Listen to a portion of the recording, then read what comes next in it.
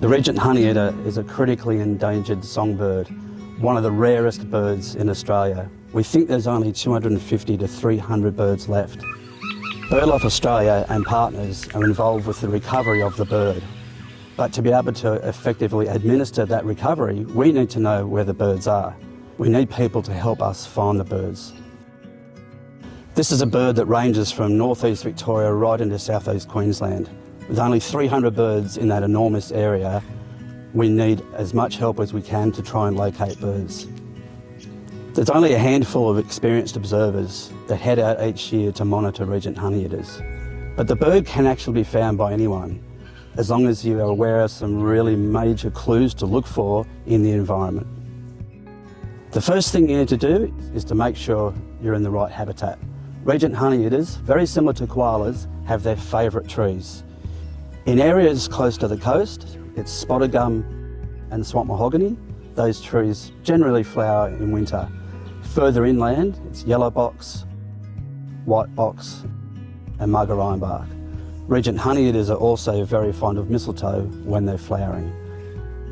The best way of locating blossom is to use your ears, because you will hear lorikeets and honeyeaters at a blossom event. When you track down that flowering tree, that's when you start your proper search for a Regent Honeyeater inside that flowering tree. The best thing to do before you even get your binoculars out is to just assess what is happening in that tree.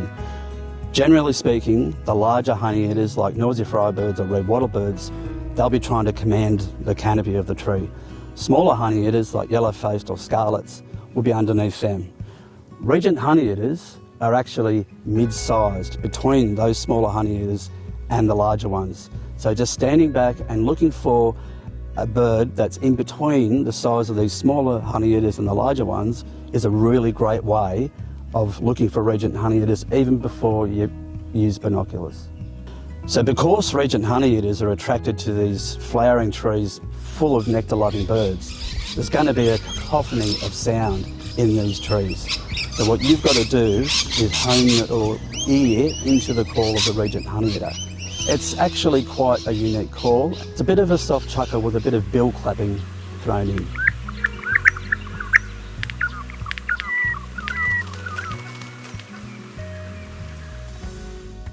Knowing the call of the Regent Honeyeater is so important that it's worth learning what it sounds like before you set off on your search.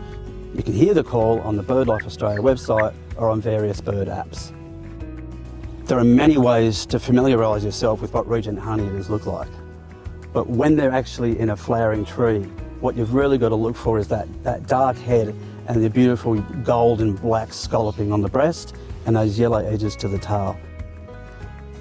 If your hard work has paid off and you found a Regent Honeyeater, first of all, congratulations, but we really need to know how many there are. So get a count of the birds, but we also have some birds out there that have colour bands on their legs. And so as part of our research, we really would love to know the colour band combinations of any banded bird you see. And the best way of seeing a colour band combination on any Regent Honeyeater is to get a photograph. Even if you didn't manage to get photographs, or the bird isn't carrying colour bands, that doesn't matter. The most important thing is that you need to report that bird.